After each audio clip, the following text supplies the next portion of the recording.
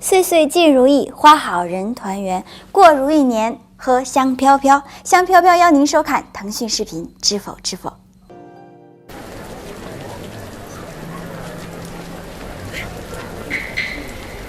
那不是林七可的陆仲和云哉吗？咱们看看去，别是找什么弯路子来咒我的。大娘子且留步，我替大娘子去伺候大娘子去拜三清，我稍后就来。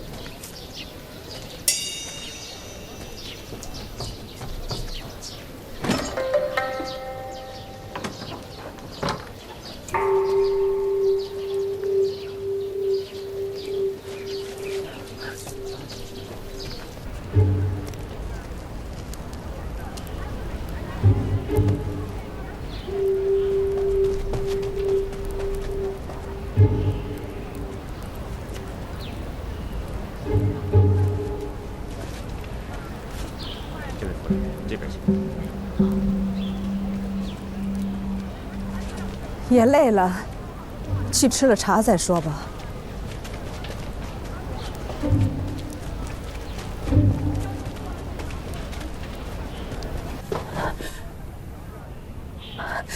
这是莫兰的奸情，你怎么不当场去捉奸？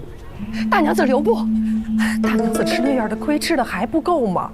咱们贸然打进去，那岂不打草惊蛇？到了主君的面前，他们母女的本事，大娘子是清楚的，一个赛一个的可怜，咱们谁都不是对手。黑变白，变成圆，说不定还会倒打一耙，到头来吃亏的还是咱们。这明摆的事儿，他们还怎么去开脱？不怕一万，就怕万一。既抓住了把柄，就掐住脖子，别松手，不能让他有喘息之机呀。我现在脑子一团乱，你说怎么办吧？我看他们这样，想必不是头一次私会，既尝到了甜头，便不会轻易罢手，必定还有下次。不如，咱们回家禀报主君，请他亲自前来捉奸。这样一来，他私会外男，行苟且之事的罪名就板上钉钉了。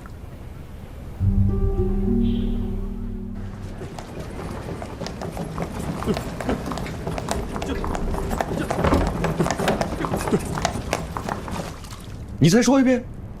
低声些，难道光彩吗？这不可能，你看错了吧？刘家亲自跟去，亲眼看见莫兰那丫头和梁寒私会，进了房门，孤男寡女一间密室，怎么会看错？我生等着他们走了，进屋去看了，真是好大一张床。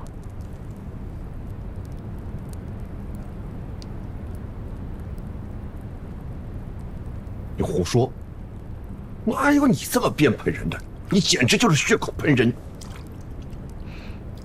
官人疑心我栽赃，那好，亲闻不如亲见，官人不如亲自去捉个奸，自会真相大白。捉奸这种下作的事，我怎么？你让一个当爹的，你去捉自己亲女儿？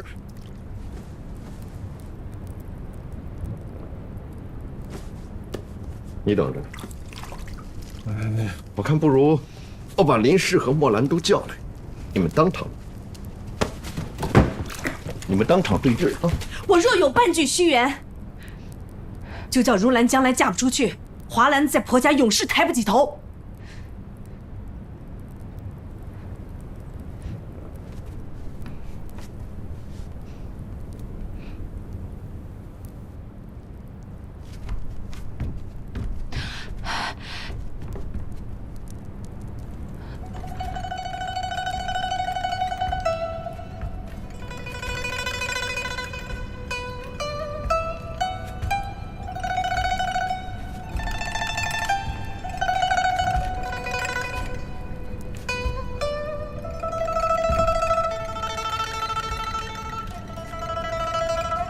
天爷！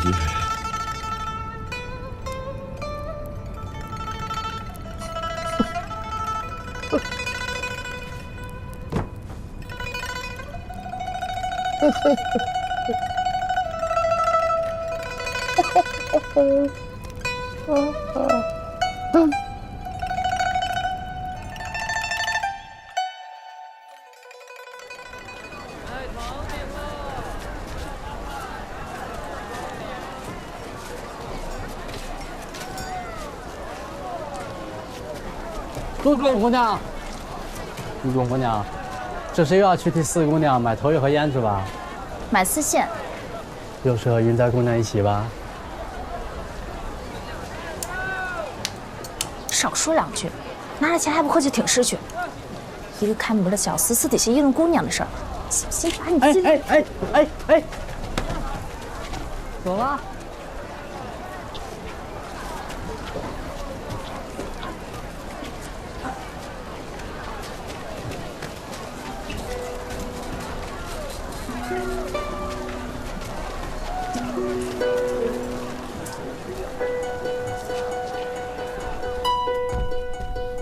大娘子，大娘子，大娘子，走了又走了。四姑娘扮成云在，又带着陆主出门去了。哎呦！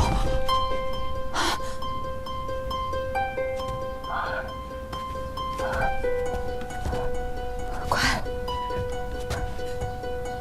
保官人被折，去玉清观。是。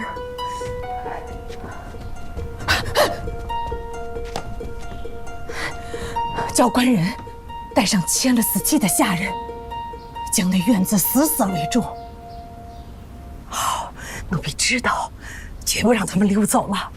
不是严防此事泄露，因为一旦泄露，我们家姑娘就没法做人了，只能去投江。大娘子想得周到。走。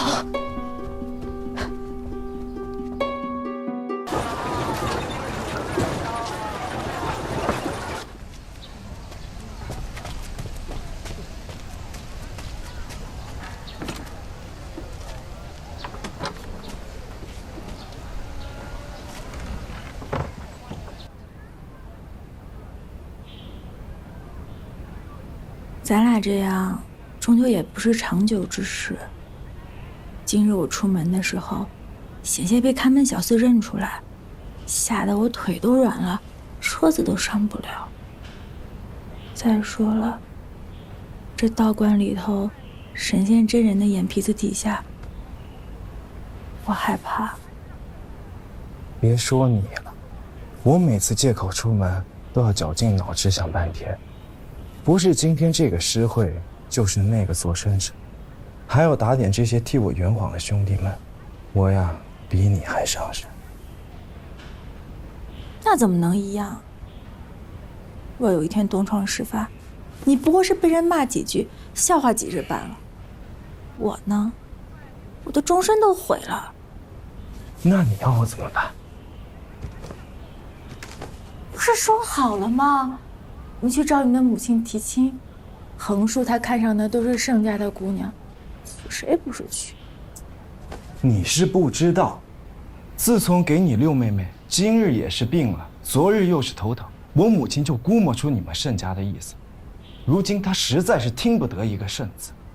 前日我小厮说漏了嘴，还被骂个狗血淋头。我和她逆着来，必定一开口就被她骂回来。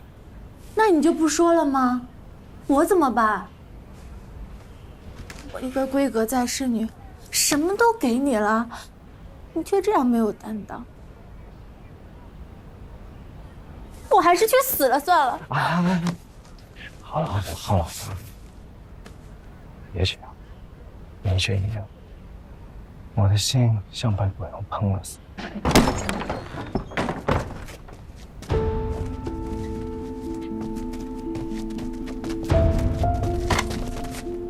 是啊！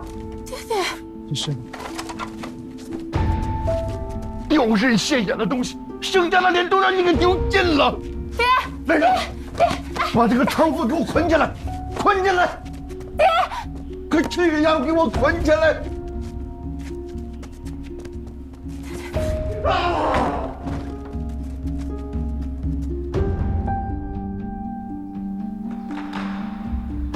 红狼，红狼，梦儿她只是一时糊涂，你就饶了她吧。要打要罚，你只管冲我来。啊！你不糊涂，事先要探明永昌侯府什么日子去上香，什么路径时辰，再要买通上上下下里里外外一圈人来帮忙，让女使穿着墨兰的衣裳3番2次装在屋里有人。好决心呢，好手段，是个人物了。你们都说了。娘！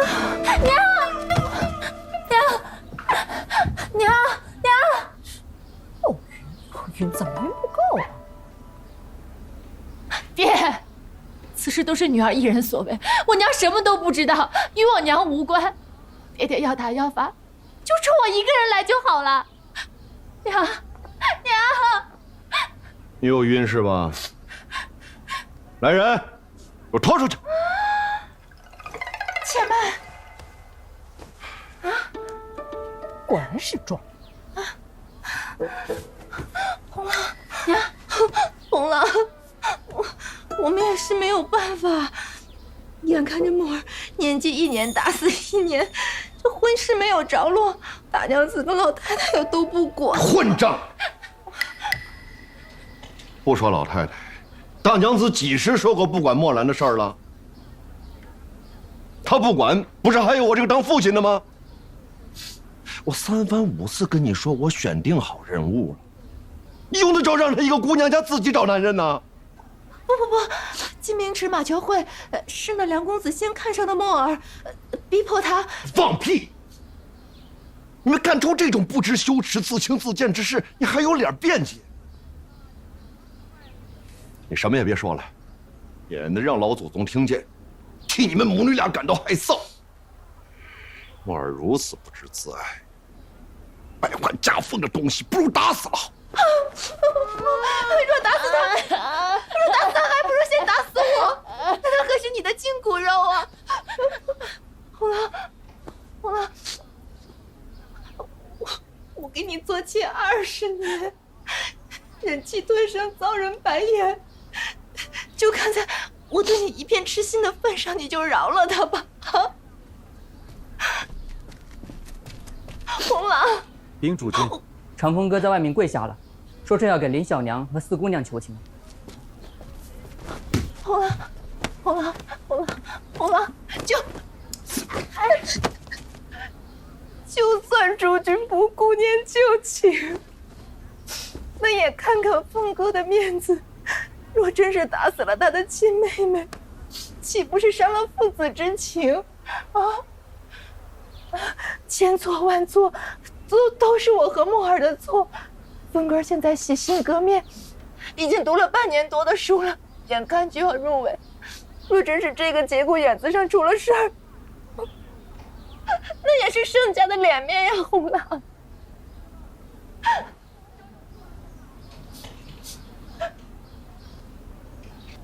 我若不是看你哥哥要科考，今天乱棍打死了你。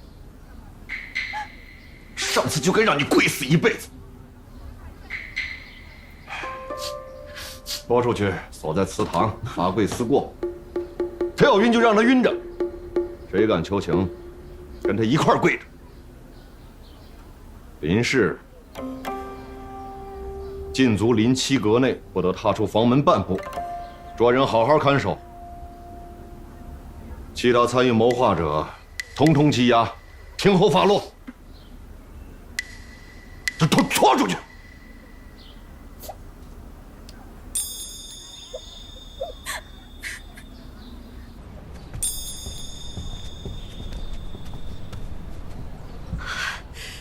真是老天开眼，叫这对贱人母女终于栽了次跟头，还是一个永世不得翻身的大跟头。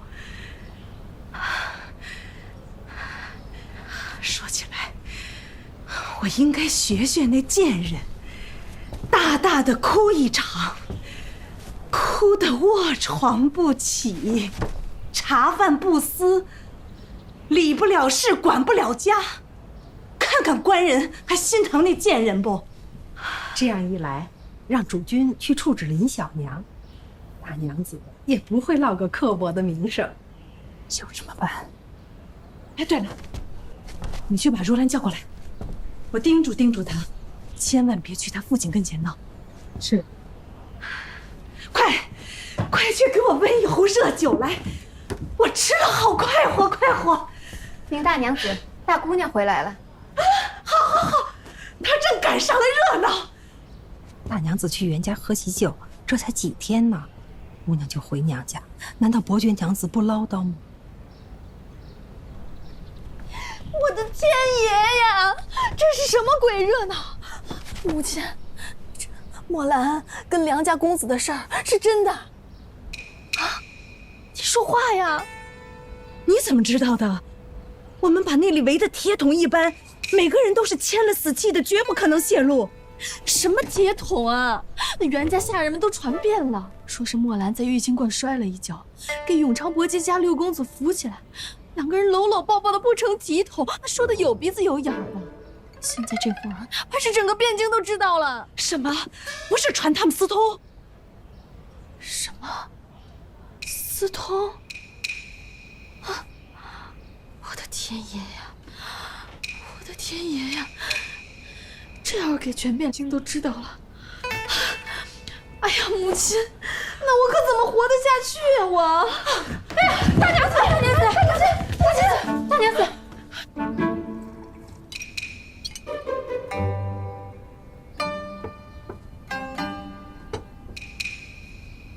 儿子家教不严，连累祖宗，让母亲也疾病了。我不过是一时怒火攻心，不妨事。听说大娘子晕了醒，醒了晕，如兰一时要跳湖，一时又要去加词杀人，华兰也回来哭。事已如此，你才来问我，我有什么法子？儿子糊涂。你是为官做宰的人，一向小心谨慎。官场上刀枪剑戟何等凶险，你都挺过来了。偏偏林小娘把你一算一个准。如今墨兰这条路，便是当初林清霜走过且成功了的。孩儿尚且年幼。行了，年幼的是我明兰。是。我不是追究你前尘往事，可他做了多少错事，每每撒娇卖乖，装痴装惨，又哭又上吊，次次弄得你心软，高高举起，轻轻放过。之前的都是些小事儿，他也是一时糊涂。千里之堤，毁于蚁穴，这点道理也需我教你吗？母亲，您息怒，母亲。我不怕得罪你，今天索性把话说透了。若不是这20多年来，你每每偏袒林氏，纵得他不知天高地厚，胆大妄为，也不会有这桩丑事。墨兰本该是个好孩子，跟着林清霜学得见利忘义、口是心非，为一己私利，不惜毁了盛家所有女眷的生意。墨兰将来嫁人，离开林清霜或许能好些，可长风是盛家的儿子，他若被教坏了，那可不是脸面名声的事情。去年他结交邱家，胡言乱语，害得你被官家扣在宫中，这么快你就忘了？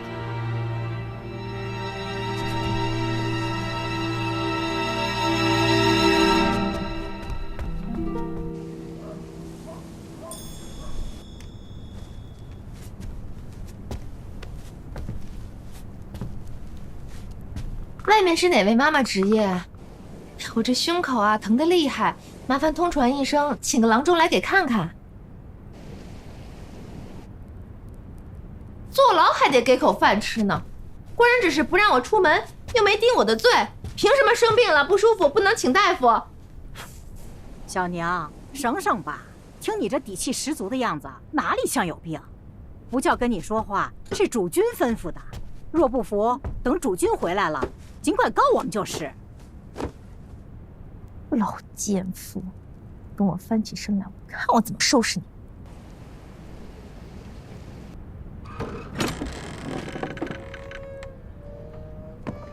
哼，怕了我了吧？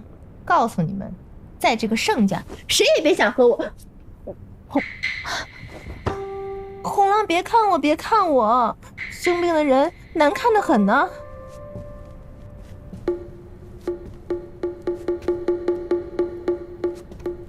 别装了，起来吧。我有话问你。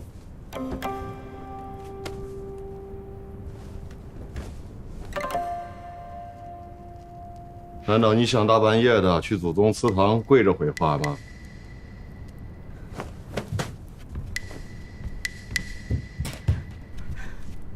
红郎，你就饶了墨儿吧。墨儿年幼，要打要罚，就让我这个做母亲的替他吧。饶了他，然后呢？然后自然是去梁家提亲，定个日子，把婚事给办了。什么？哦，天爷！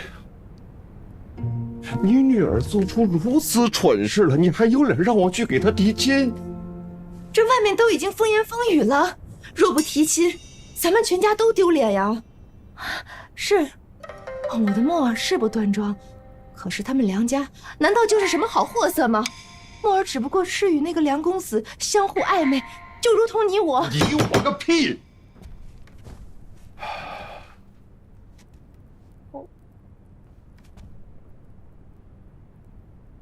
你怎么知道此事已经传出去了？连我还是华儿回家来我才知晓的。你一直被关在这儿，你是怎么知道的？是你散播出去的，是吗？红郎，怪不得我审问之时，你跟雪娘比众人来的都晚。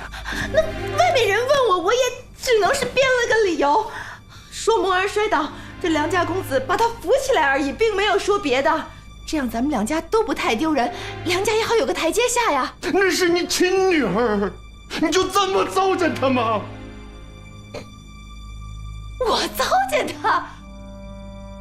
红郎，你口口声声的说要给她议亲，无非就是从那些走科举路的穷秀才里面挑一个罢了。墨儿是一个庶女，若不想一些办法，恐怕就要嫁入寒门，苦苦熬上20年。若再赶上一个不争气的，她这辈子就完了。我糟践她，到底是谁在糟践她？你是只知道伯爵府的风华，不知道里边的凶险。那华兰不就是例子吗？她还是咱们盛家嫡出的女儿啊！那是大姑娘没有手段。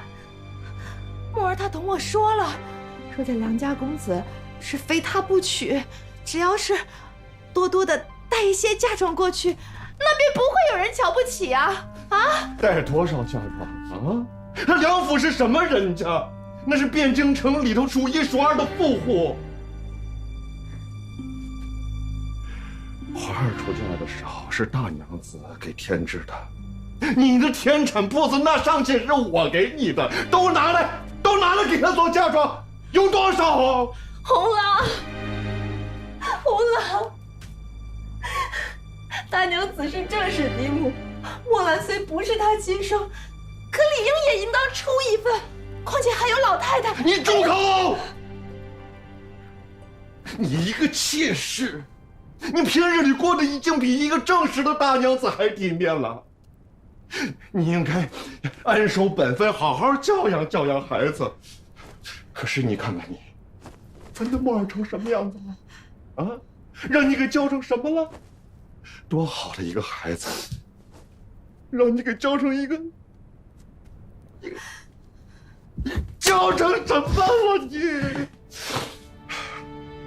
你现在还有点惦记着大娘子和老太太的嫁妆，你还知不知道羞耻啊？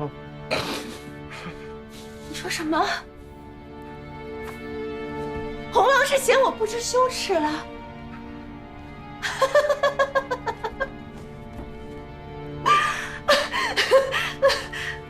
当初我清白之躯与你暗中苟且、白日宣淫的时候，你何尝想过我不知羞耻？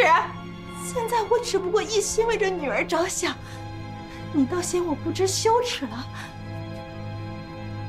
在你这样的读书人眼里，到底什么才是羞耻？双儿，你是这么想的吗？红郎要我怎么想？你说你害怕吵架，我每回听了我都心疼，我心疼你一个弱女子，孤苦伶仃，无依无靠。你现在怎么竟然这样说？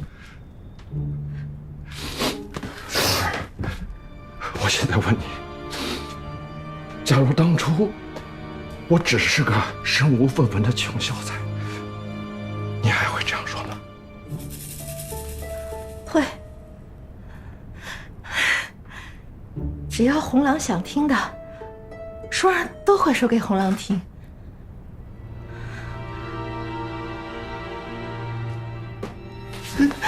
怎么红郎还要打双儿不成？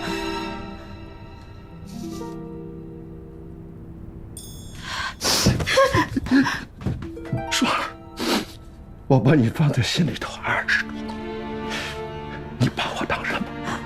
你把我当什么？你把我当什么了？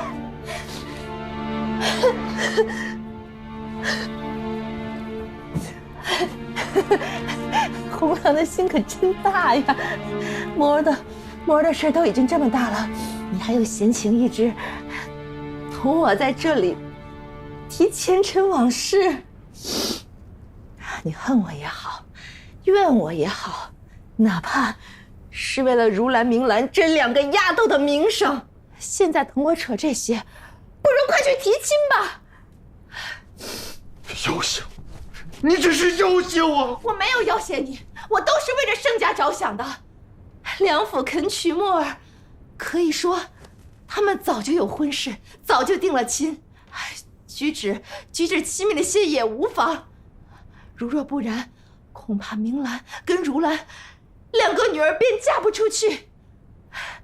别说是那穷秀才，就是山村野妇也未必肯娶这样家的女儿。盛家丢人了，长柏就丢人了。长柏要是丢人了，他的大娘子海氏那还有脸呀？我要你们王家、盛家、海氏，还有老太太家，通通去给我想办法！贱人！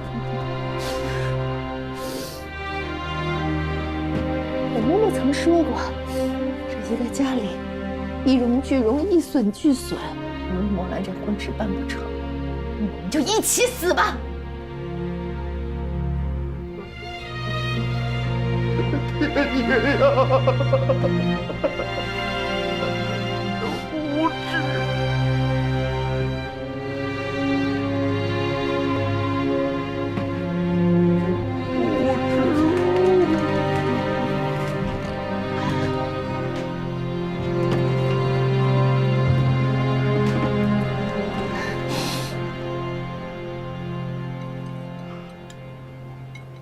母亲，你多少喝点粥吧，这什么都不吃，身体都撑不住。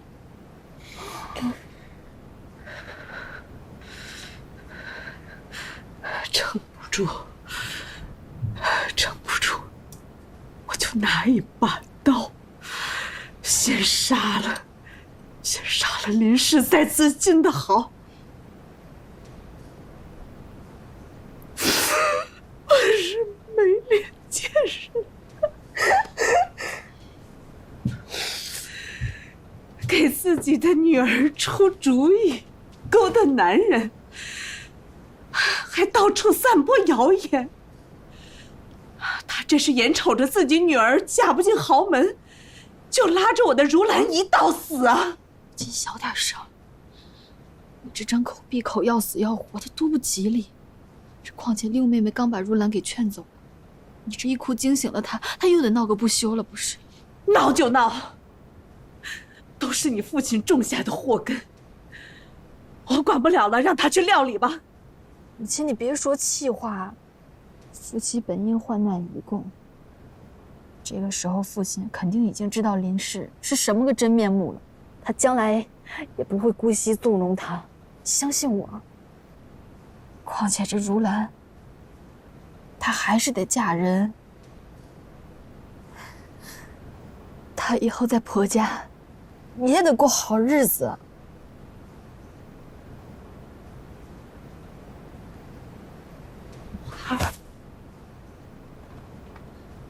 你跟母亲说，是你婆婆又让你站规矩了。没有，你说实话，不然我现在就去你婆家闹去。他就借口说我月子没做好，让我好好休养，然后就把石哥抱走了，我也阻拦不了。这孩子现在就到人家屋里去了，他妈还讲不讲理了？谁成想昨日那院子里那些黑心婆子竟放石哥一个人独自午睡，他们都吃酒耍乐去了，一个都不管。这孩子刚会爬，不小心打翻了熏炉，那火灰就都掉在了石哥身上。什么？幸而我家姑娘惦记他弟弟，每日都去看，这还好撞见了。他赶忙把那火堆都扒拉开，把孩子赶紧从火堆里头抢了出来。石哥倒没什么大事儿，可这姑娘了了一堆泡，到现在手都碰不得东西。母亲，这日子什么时候能到头啊？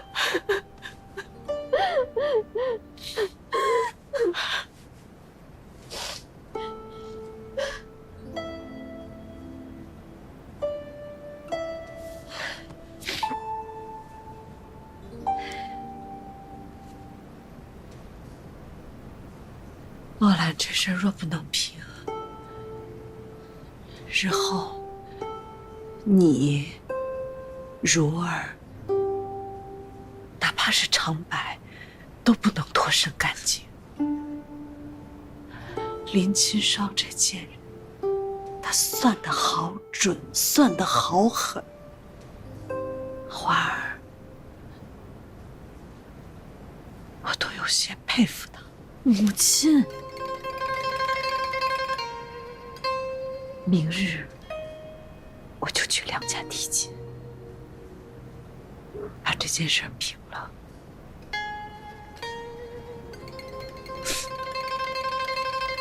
盛家出了这样的女儿，娘子竟还没打死她，还来上门给她说亲。哎呀，真是菩萨心肠啊！本应是打死的，可一个巴掌拍不响，你家公子也不是没有错处。我们固然丢人，你们这等勋爵人家一样也要名声受损，这原是两败俱伤的事儿。既然如此，不如化干戈为玉帛。若是咱们两家结了亲家，自然闲话就烟消云散了。亲家，我这样的勋爵人户，你让我娶你家哪一个？是，墨兰出身是低了些，可先前大娘子不是也看上我们家六丫头了吗？她也是个庶女啊，可见大娘子心胸豁达，不是个计较的人。娘子的意思我明白，这是顶着屎盆子求人，张回嘴不容易。那我也把心里话道出来吧，我看上的不是嫡庶，是明兰这个人清明豁达，她是嫡是庶我都认。你们家四姑娘可就不同了，她是什么门路，我心里有数，你心里也有数。是，我们家六郎自然是个杀千刀的。我说句不该说的话，若是换了明兰，他绝不会行此苟且之事。娘子要拿墨兰换明兰，这不是打我的脸吗？大娘子刚还说，我张一回嘴不容易。如今为了儿女事，我这样低声下气的相求，也是走投无路了呀。我岂能不知道你的难处？这事儿啊，就像咽了只苍蝇，是死是活都恶心。也罢，娘子张了嘴，我也不好一口回绝。这样吧，我提一个折中的办法，你看如何呢？大娘子尽管说。若是盛家能把两个女儿都嫁过来，明兰为正，墨兰为妾，便是两全其美，既合了我当时的心愿，也解了女家的燃眉之急，岂不好啊？白日做梦！那小贱人闯下这弥天大祸，那是你们自己作孽。你们夫妻两个想要我的明兰去给你们收拾烂摊子，做你们的春秋大梦吧！老太太，千万别动怒，你是上了年纪的人，急坏了身子不上算。那明兰8岁上就没了娘，瘦得像小猫一样，险些没命。我把她带在身边养到这么大，教她知书达理，养得花朵一般，不是让你们拿去随便作践的。那梁六郎是个不让过儿的花花太岁，弄大了别人的肚子，急慌慌的要收房，得先娶个正室回来摆着，这才上赶着要明兰。那梁家要盛家的女儿过去是当枪使呢。墨兰自轻自贱，愿意过去跟一群小娘打擂台，我不管。想把我明兰往火坑里推，除非我死了。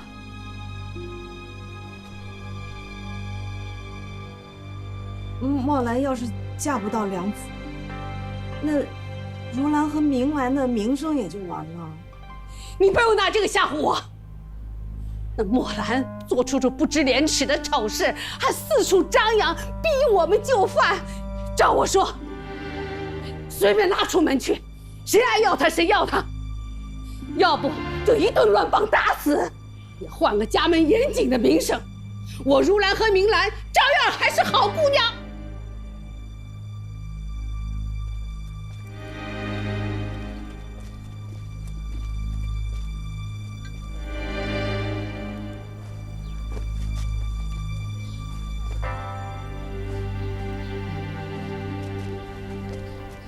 都沦为阶下囚了，还端什么千金的架子？阶下囚又怎样？无论什么时候，我都还是盛家的四姑娘，爹爹的亲骨肉。母亲去和梁家说亲了，吴大娘子不肯要我。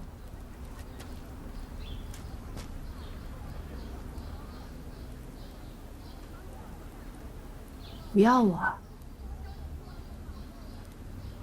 那盛家的脸面还要不要了？老太太说：“打死你，盛家的脸面就还保得住。”打死我！一尸两命，你们敢吗？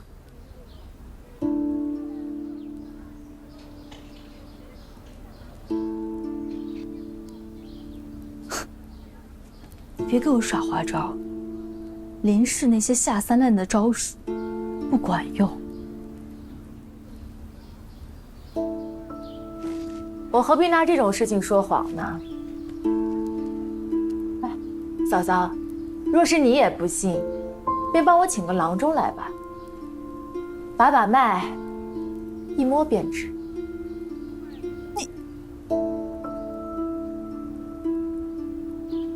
你还有没有点廉耻？廉耻？廉耻是能当饭吃啊，还是能当银子使啊？这种事情，若是叫梁家知道了，更不会要你。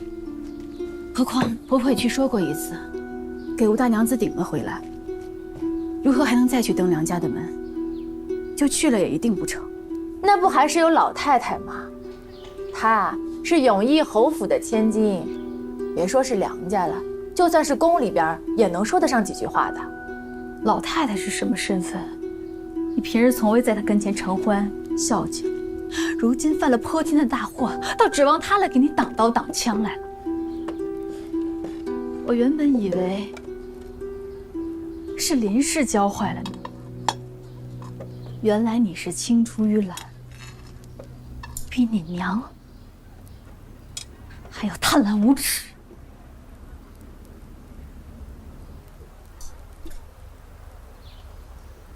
贪？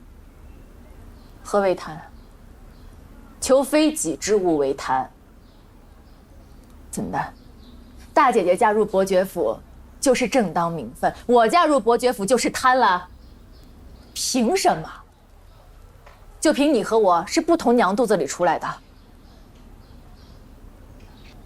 大姐姐，你人前人后两副面孔，还配在我面前说廉耻二字？此事何关嫡庶？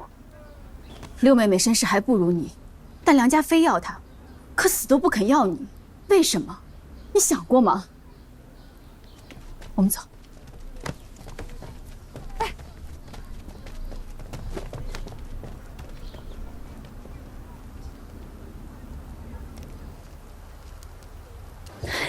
你拉我做什么？像他这种，你打他也无用。他定是诈我们的，那孩子都是说怀就怀上的。我非得找个郎中来，千万别。那郎中若是个嘴不牢的，泄露一句半句，咱们可就把两个妹妹给害了。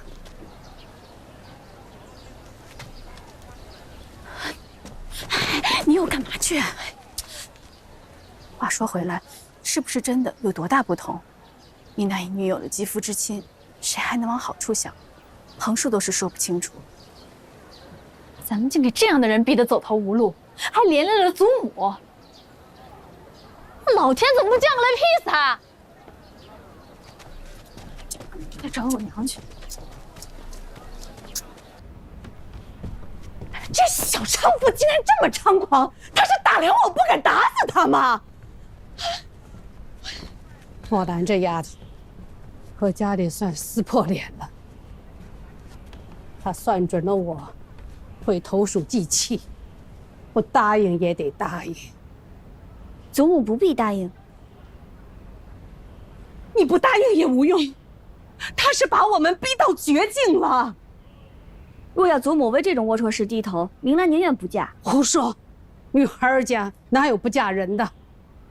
这些年我积了一些私房钱，养老不成问题。二哥哥是好人，二嫂嫂也厚道，断不会容不下我。明兰愿意一直伺候祖母，伺候祖母终老。待100年之后，或者我出家也行，横竖我自己都有打算。这丫头说什么疯话？这女孩子哪有不嫁人的？那是叫人笑话的。别人笑话就笑话，我自己不放在心上就行了。小孩子别瞎说。墨兰出事后，你二哥哥说，家族最不好姑息养奸。若是明兰和如兰真的嫁不出去，一世在家也是一样兄妹和气的。你们夫妇说的这是什么胡话？这哪有你说话的地儿？你不嫁人，那如兰还要嫁呢。如兰不嫁人，那华兰在婆家怎么办？她婆婆一贯刁难她，你又不是不知道。石哥被她婆婆抢走了，庄姐为了救石哥，那手都烫坏了。哎呦，我的天爷哟！我的日子怎么那么苦啊！林启双那妖妇什么时候不再祸害我的孩子们呢？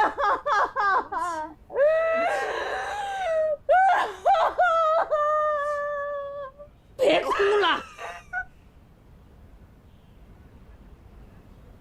儿女债不还清，我也闭不上眼。既如此，我就豁出这张老脸，去梁家走一趟。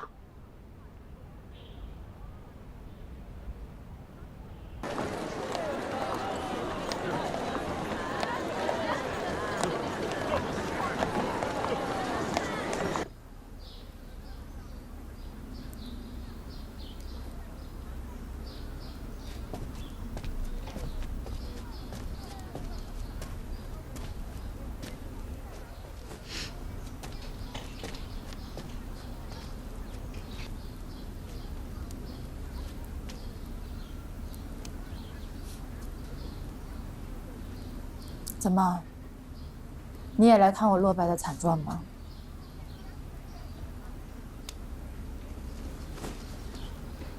你们不用高兴得太早，我不过是一时困顿，将来谁高谁低啊，也说不定呢。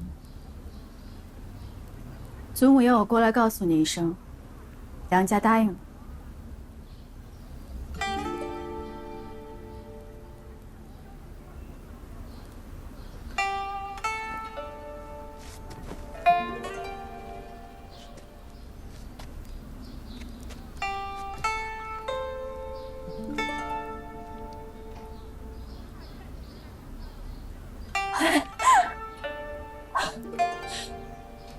是老天爷都帮我，枉我和我阿娘辛苦筹划。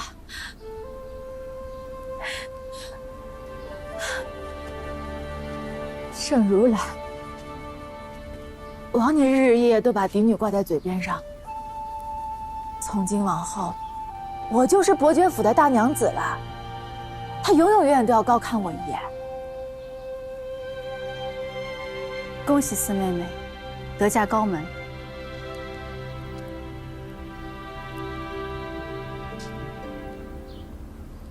华娘说了，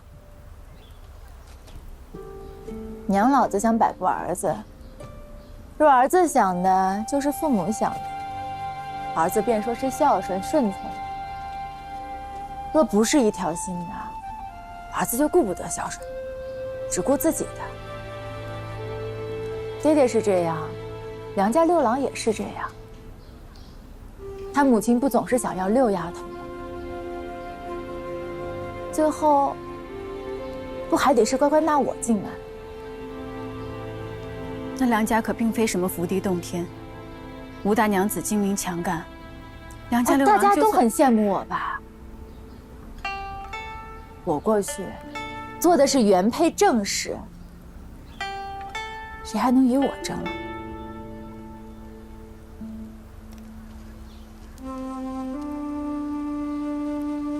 妹妹非黄腾达，好自为之吧。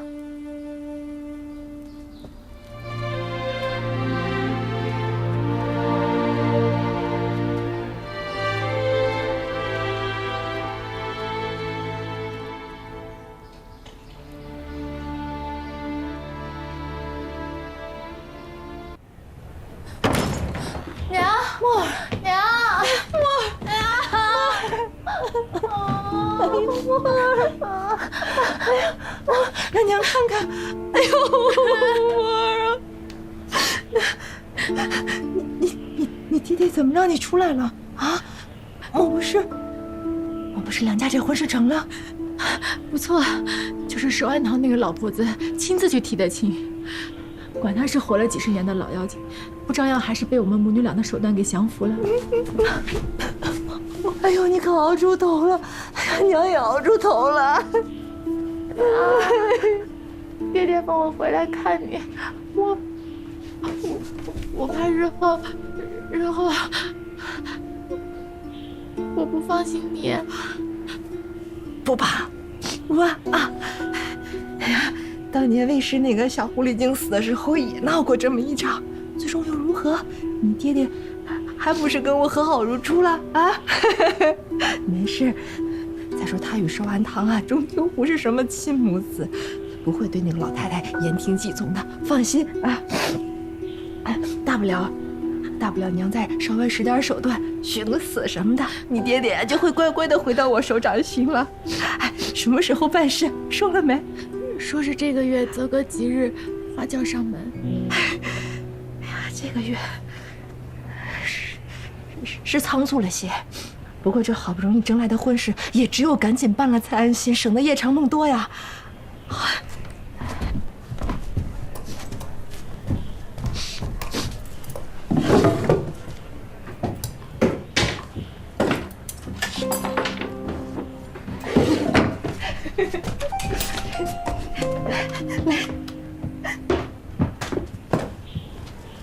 这些啊，都是我这些年东拼西凑攒下的。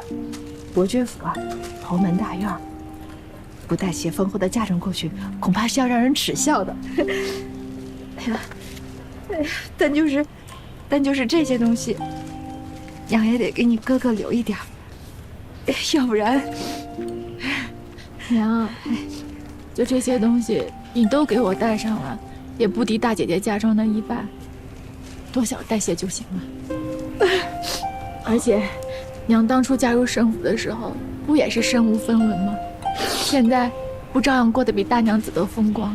女儿有志气，就算不靠娘家的这些嫁妆，依然能在婆家活得风光。